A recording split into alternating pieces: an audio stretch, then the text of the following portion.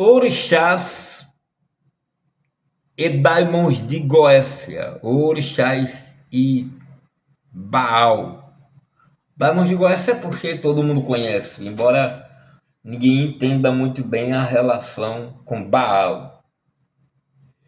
E esse vídeo, ele é dedicado a duas pessoas que estão agora conosco, no grupo Guerreiros da Luz.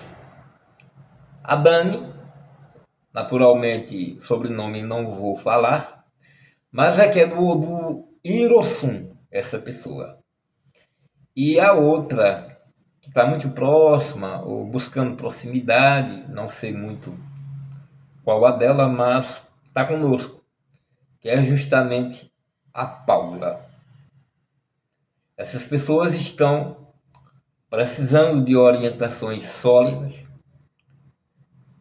e nós vamos falar qual é a relação de orixás e particularmente de entidades, caboclos, pretos velhos, pombagiras e o luciferianismo.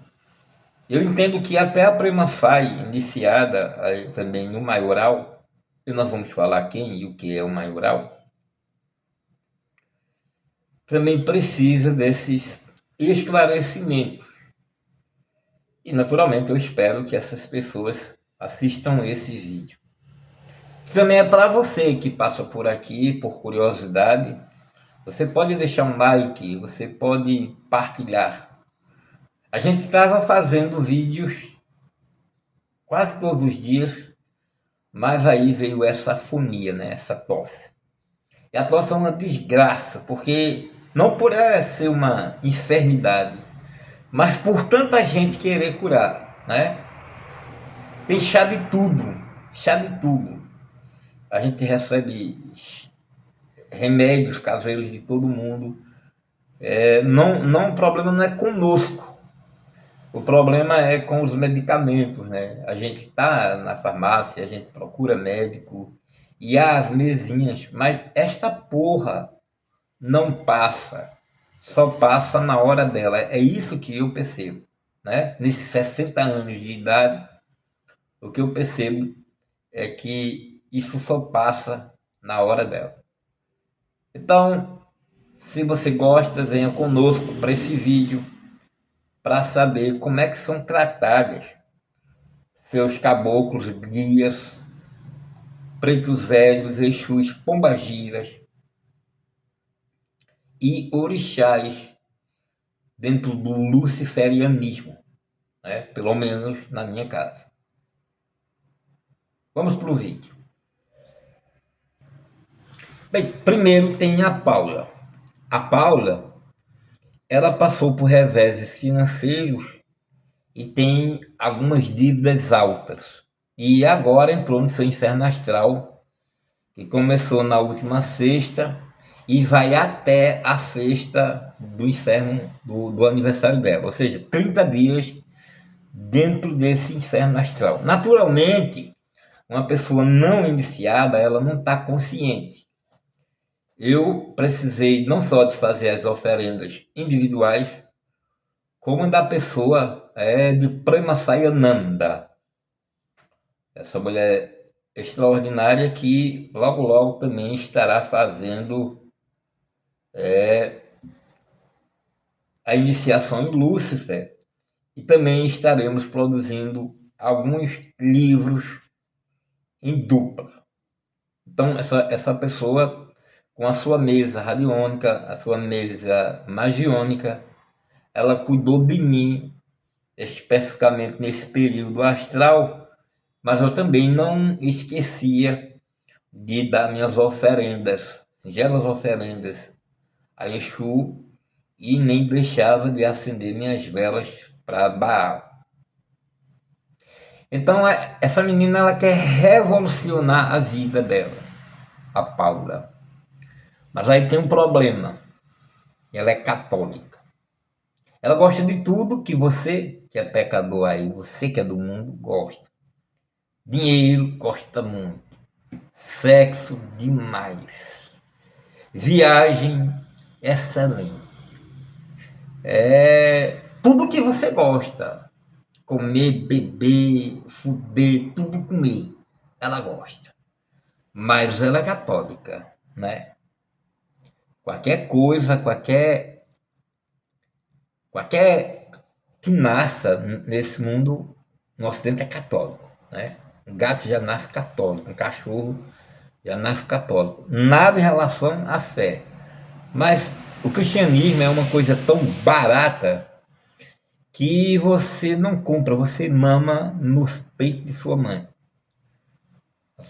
A sua mãe já passa isso para você, que a avó já passou, e esta é a religião mais barata que existe, pelo menos na sua raiz, no nascimento, no seu nascedor, quando a criança nasce. E a partir daí, a pessoa vai tendo uma série de crenças, porque existe, segundo elas, o livre-arbítrio, e há também a lei do retorno, e ainda existe o juízo final, dia de julgamento, a volta de Cristo e outras coisas mais. Então, a salvação e a danação eterna. E esses conceitos, eles são muito trabalhados na mente dessas pessoas. O que acontece com a Paula? Paula é de Uarim. Então, em Uarim, você vai ter uma oportunidade de pegar muito dinheiro. Você vai abrir alguma empresa, você vai ganhar dinheiro. Isso aconteceu com a Paula, também aconteceu exatamente com a nossa Prema Sai. Mas Oaren ganha muito dinheiro, ele não devolve. Ou seja, não tem uma oferenda para os seus orixás, porque em Oaren existem orixás. E quando a gente diz que os orixás cobram, as pessoas não entendem. É como se nós estivéssemos dizendo, eles estão chamando você para si. Não, não é. Por exemplo, eu aqui pago aluguel, estou aqui há 7 anos. Adoro morar aqui. Eu tenho minha casa na periferia, mas eu gosto de morar aqui. E todo mês o dono cobra. Não é? Ele não quer que eu vá amar ele. Ele não me quer no torno. Ele não quer que eu vá morar na casa dele. Ele não quer que eu faça um buquete nele. O dono quer que eu pague o aluguel. Então, cobrança é justamente aquilo que você deve. Porque todo Odu dá algo a você. Todo Odu tem diversos orixás. E ali há alguns orixás que de alguma maneira olham para você e eles lhe dão tudo. E dão de graça, não é preciso você dar. O Arim tem tudo isso. Tem isso nas mãos. E perde da maneira mais escrota, perde da maneira mais banal. Perde de uma maneira que nem sequer percebe. Foi essa história da Paula, quando ela veio falar da separação e da falência financeira dela. Mas isso não somente acontece com ela, né? Acontece com muitos artistas globais. A gente percebe, a gente vê muitas histórias de artistas globais, cantores de grandes bandas, que agora estão na Cracolândia ou fazendo reciclagem de papel ou vivendo de uma maneira que não é muito humana. E as pessoas não sabem por que isso acontece. Acham que é por vontade de Deus. Não. Buda dizia que a ignorância é a base fundamental do sofrimento. E o que é ignorância? A falta de conhecimento. Então as pessoas não sabem e, quando sabem, não querem aceitar. O problema da Paula é que ela não quer aceitar. Então ela é de Oren e há sobre ela uma série de cobranças, mas aí ela é católica. Na Semana Santa existe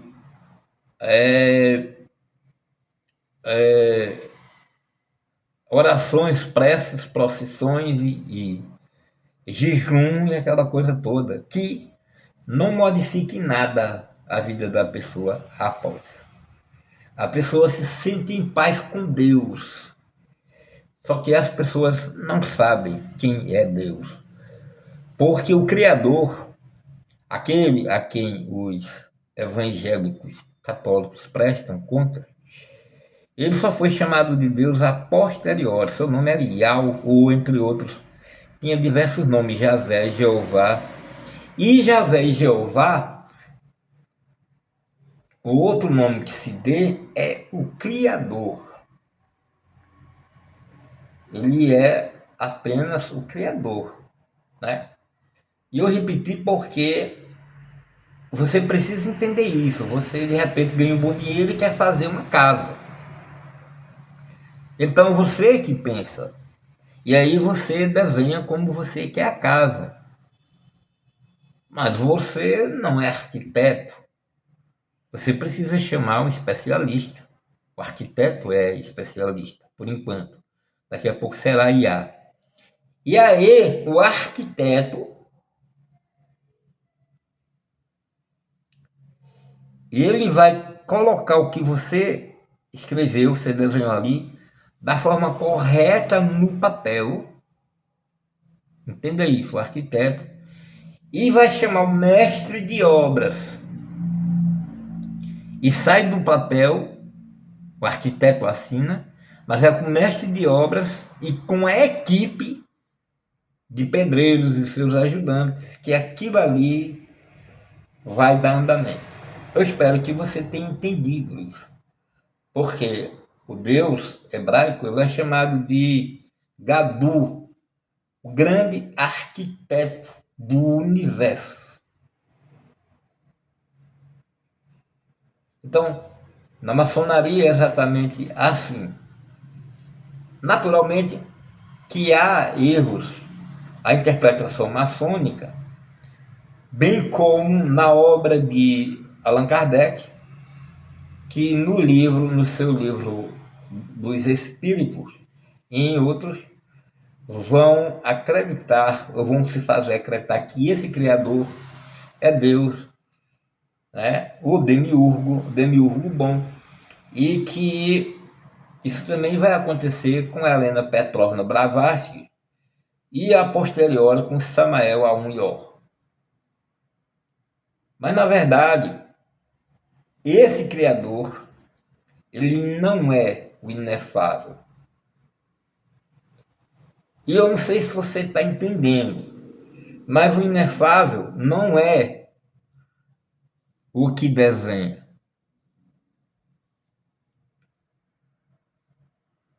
Né? Ele não é um arquiteto. Ele não pega um lápis para escrever. Ele não é o criador, ele não é o mestre de obras. E ele não é a equipe.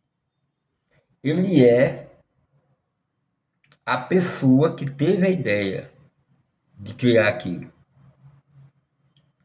E os deuses criadores, que são chamados na Bíblia de Elohim, e haverão muitos criadores. Na Índia, nós teremos um muito conhecido que é Brahma. E teremos na África. Quando a gente vê a África, o filme sobre a África é um terreninho com 10 ou 15 negros.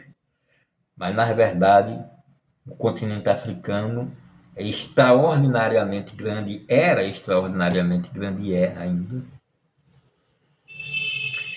E ali existe um criador de tudo, que é o Ludumare. Ele chamou Duduia para fazer aí a criação em algumas versões. E dele vão nascer aqueles que vão criar esse universo, que são parte e parcela dele mesmo, que é justamente os orixás. Os orixás são paridos pela figura de Olodumare. Então, se você for para a China, se você for para a Índia, se você for, sabe, você vai ter o nome de vários deuses criadores. E você, a sua mente, na pequenez mental sua, você vai dizer que todos os deuses são um só. Deus é tudo um só. E não é. Não é. Né? Nós temos 4 troncos raciais da mesma raça humana. Nós temos o negro, o branco, o amarelo e o vermelho. Ah, eu nunca ouvi falar do vermelho. Ouvi. São os indígenas. Particularmente os indígenas americanos são chamados de raça vermelha. Então a raça vermelha, ela difere em muito da raça europeia, da raça branca. Não é que a raça branca seja superior. Ela tem os seus princípios e a raça indígena vermelha também tem. Mas essa raça europeia, o branca, ela vai ter diferença da raça amarela, que aí nós vimos os coreanos, os chineses, os japoneses. Eles são completamente diferentes e tiveram princípios completamente diferentes. Você vê aí os mandarins, os shoguns, os ninjas, né? Você vai ver aí grandes guerreiros que veio lá da China, né? Japão, esse povo. E eles são completamente diferentes da raça negra. E aí, se você for pelaquela questão da Bíblia, você tem que perguntar a si mesmo se só tinha um casal, era negros, brancos, amarelos e tais. E como é que chegou até isso? Como é que chegou a ter esses 4 membros raciais? E é lógico que você vai entender que para criar raças humanas diferentes, houveram deuses diferenciados. Esses deuses diferenciados, nós vamos encontrar a raiz mais antiga dele, pelo menos do deus hebraico, que é El. Então, El é a fonte desses criadores, né? De todos os deuses, El é a fonte. Então, já saindo de Olodumare, saindo de Brahma, saindo de todo mundo, a gente vai encontrar em El a fonte de tudo. Ele não é, porém, a divindade inefável, porque a divindade inefável, ela não cria e ela não se envolve com nada. Ela é para além dos criadores e nós teremos aí o Uno. Esse Uno, você vai encontrar, é claro que você vai precisar ler, nas obras apócrifas. E o que é apócrifo? Disseram para você que não tinha um valor. Não, apócrifo é o arcano. Jesus dizia, aos meus eu ensino por parábola. Quer dizer, aos meus eu dou o conhecimento arcano, oculto. E a eles eu ensino com palavras, com parábolas, para que ouvindo não consigam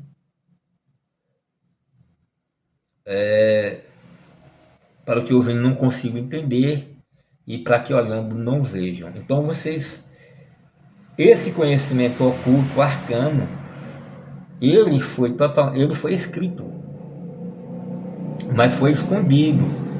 Desde que começaram a fazer a Bíblia e o Concílio de Nicéia escolheu somente 4 evangelhos, muita coisa que eram de outras comunidades que não puderam entrar na Bíblia foram perseguidos.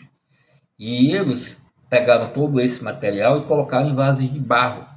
Esses vasos de barro foram encontrados nos manuscritos do Mar Morto, ali perto do Mar Morto.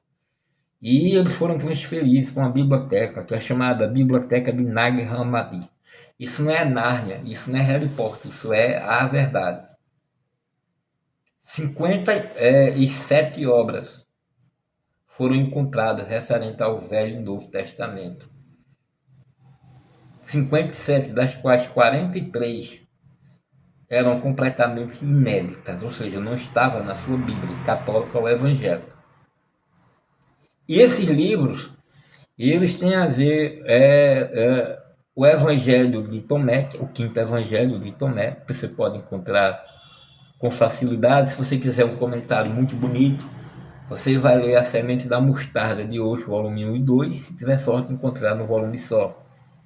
Há o Evangelho de Maria Madalena. O Evangelho de Maria Madalena iria dar início, né, àquele livro que é o Código da Vinci, de Dombal.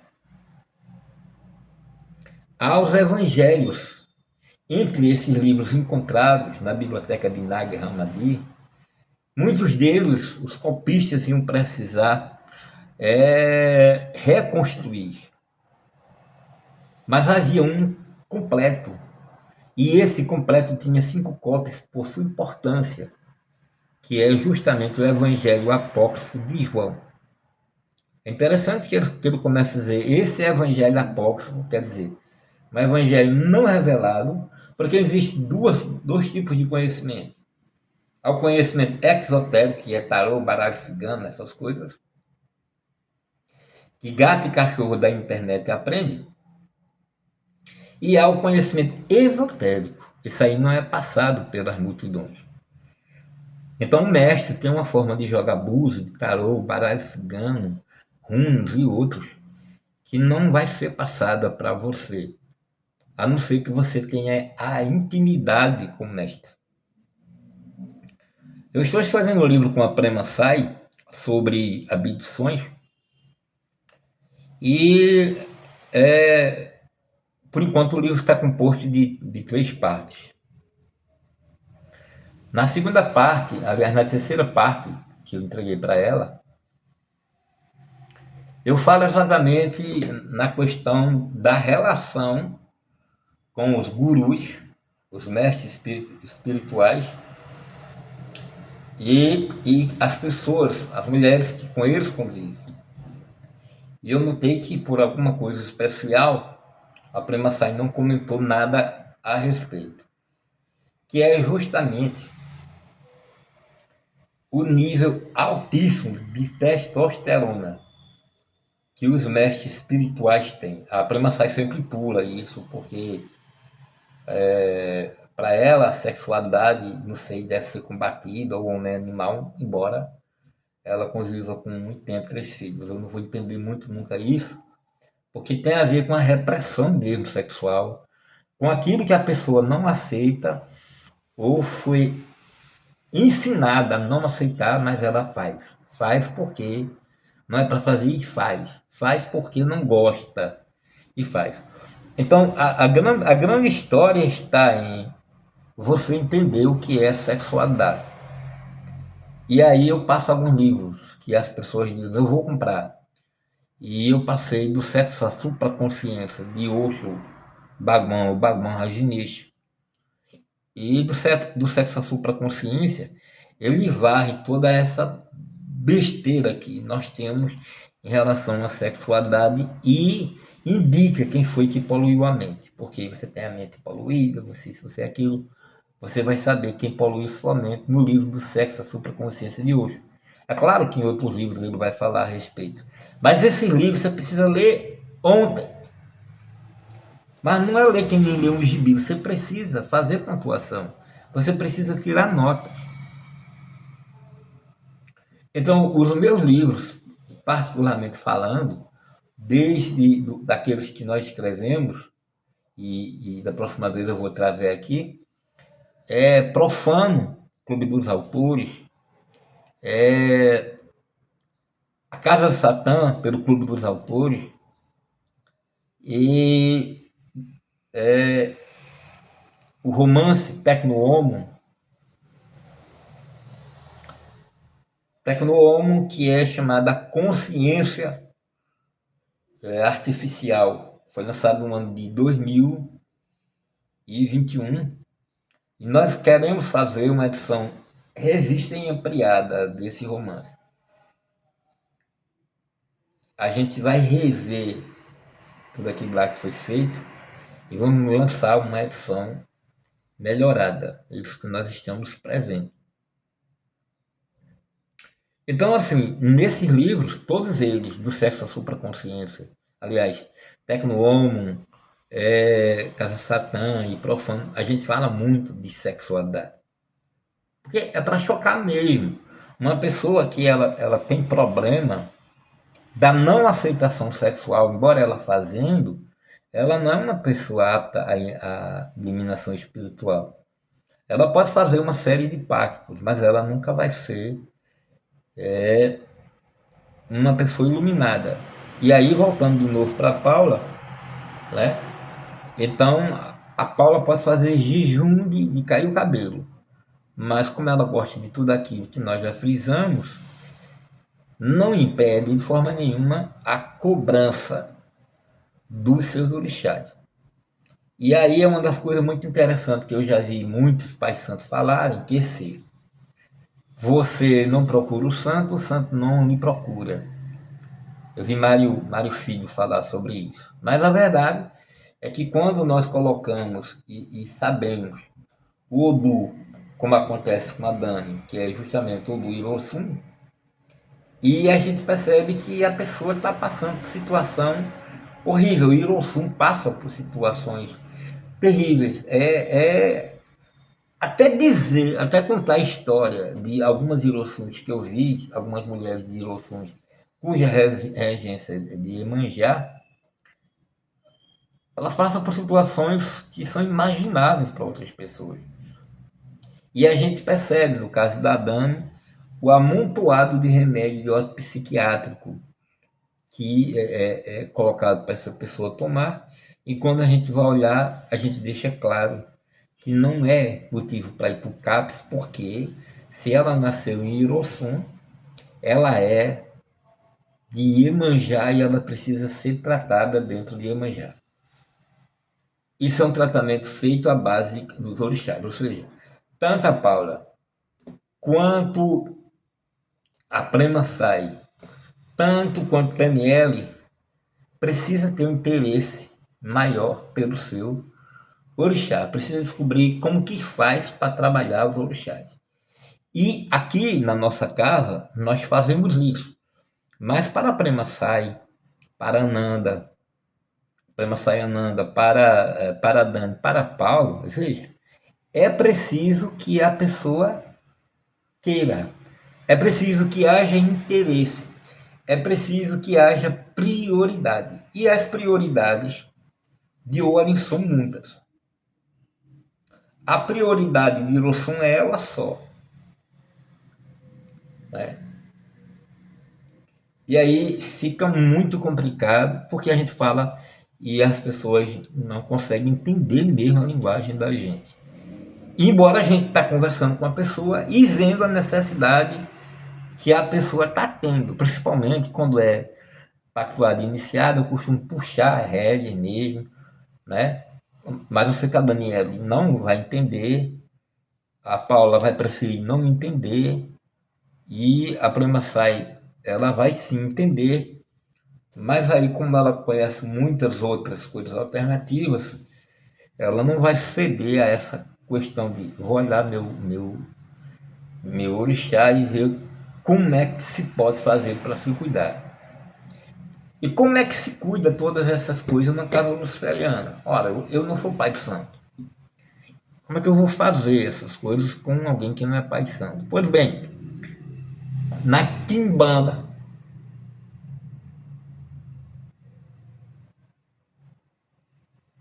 existe uma autoridade máxima, tutelar.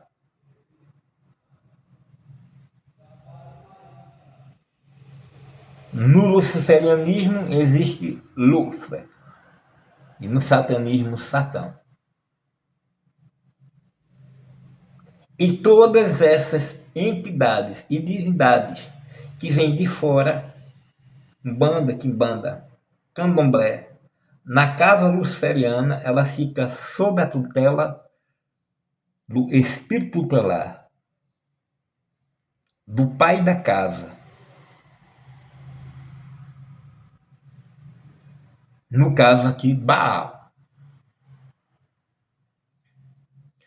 E Baal não é uma coisa do outro mundo para se ter medo. A gente chama de Baal de Maioral, Exu Maioral, Baal, primeiro Daimon de Goécia, porque é uma hierarquia, e Baal é o primeiro, Beuzebu, que é justamente quando há aquela passagem, né, pejorativa dos judeus, em que os judeus foi que deram o nome, né, a Baal, de Deus das moscas. E aí nós temos aí Beuzebu, e que vai ser reverenciado muito na Quimbanda, né? Você vai pegar ali o livro São Cipriano capa preta e em todo lugar vai ter a história desse deus de chifre e tal, lá vai. Mas é na obra de Dogma e Ritual, de Eliphas Levi, que você vai encontrar descrição, né, justamente de Baphomet. E Baphomet traz no seu conjunto Baal, Baal, Beuzebu. Mas Baal era o mesmo Deus adorado, né, pelos judeus no passado, palestinenses judeus. Né, porque era dividido em norte e sul. No norte era reverenciado Baal, e Baal tinha as mesmas peculiaridades, particularidades de Jeová.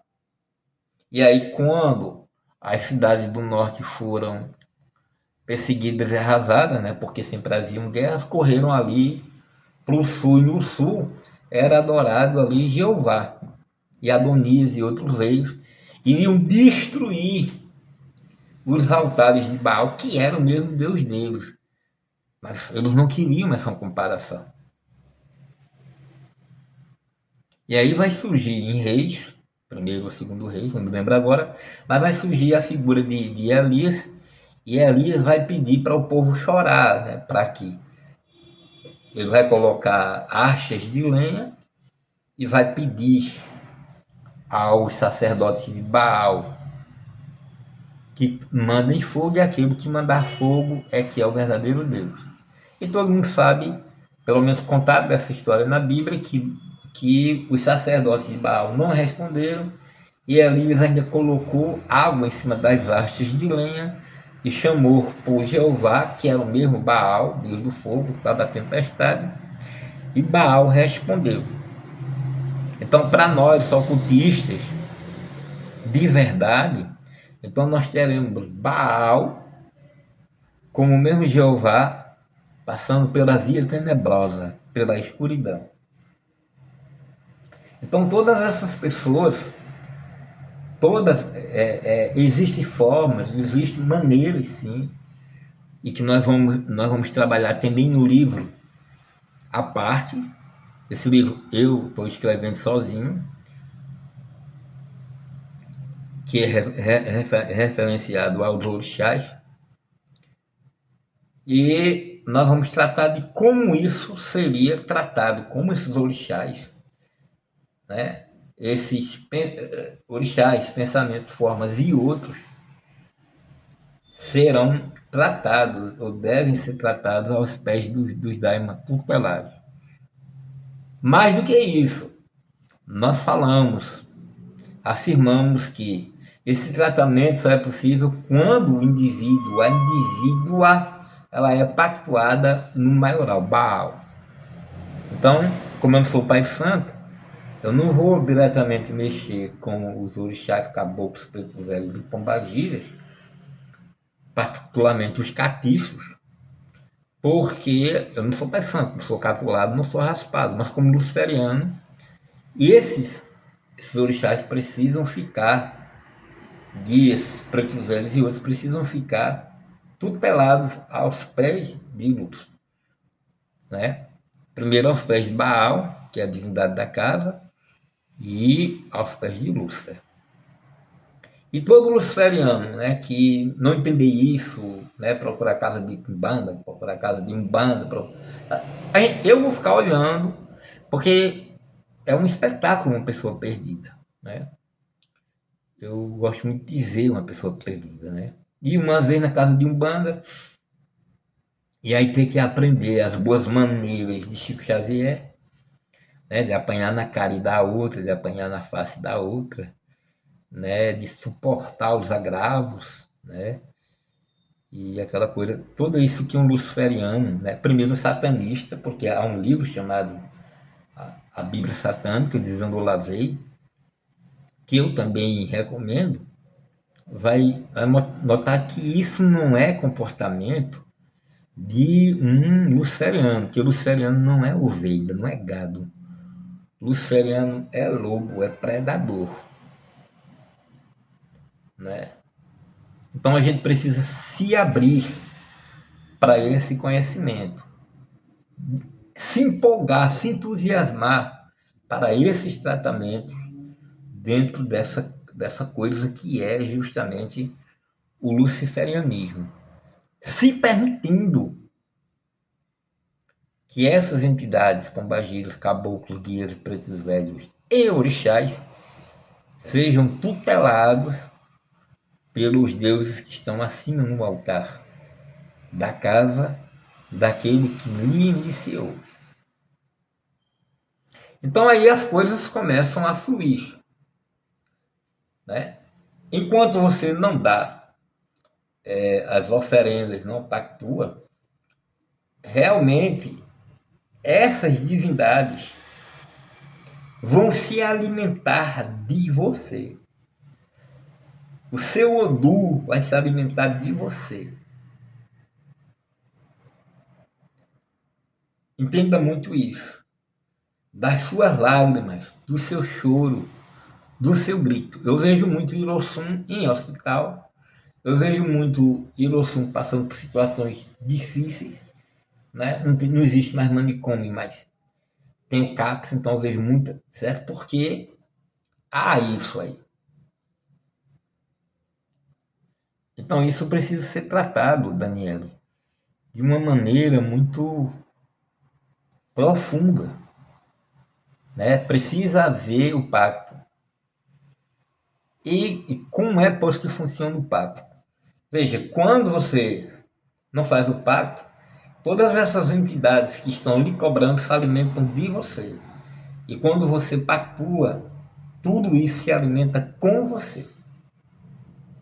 Os crentes dizem que o corpo é o templo do Espírito Santo. O Espírito Santo vem fazer a simbiose, por isso que há aquela fala em língua, aquela coisa toda. Que eu me divirto bastante com The Of, The Best, The King. E quando você faz um pacto, as entidades, as legiões, guias, caboclos, pretos velhos e daimons se alimentam com você. Ou seja, a partir de agora, a questão do sexo, de alimentos, de roupa, né? Você vai se vestir melhor, você vai se cuidar melhor, você vai beber melhor, você vai... E esses deuses vão se alimentar com você. Vai haver uma simbiose. Em vez de eles tirarem de você, vai haver a simbiose. Vocês vão comer juntos, vão fazer sexo juntos. Vocês estarão juntos. Por isso que é tão libertador isso aí.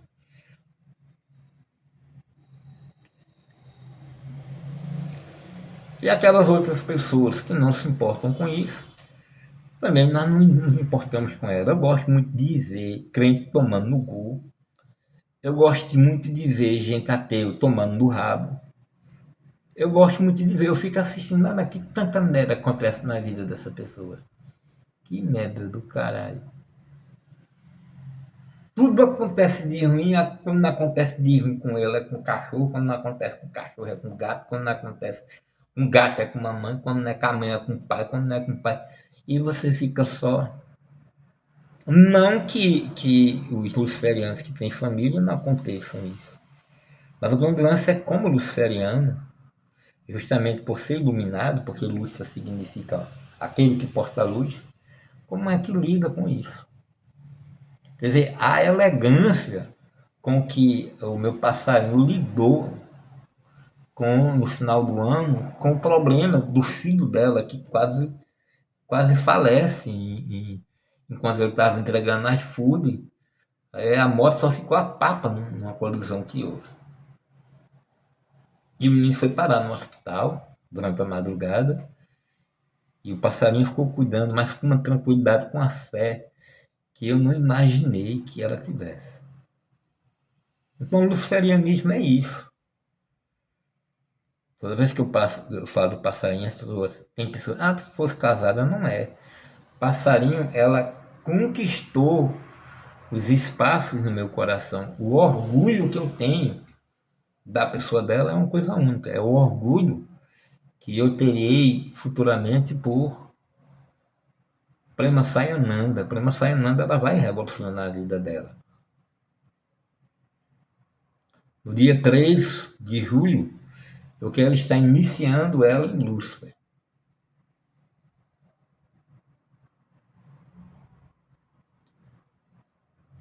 Agora, existe essas... as iluminações, as iniciações distantes, existem sim. Diferentemente, mas elas são diferentes daquela, né, que é em relação justamente com os mestres espirituais, com o Osho, com o João de Deus, com Krishnamurti, com tantos outros. É muito diferente. Então, essas iniciações que é dadas ao longe e que a mulher mantém aquele cristianismo que ela acha que não é, né? Mas as ideias são de cristãs. Aquela é que nem catinga de pobre, sabe? Pode ganhar na Mega 10 vezes, mas fica aquela catinga de pobre.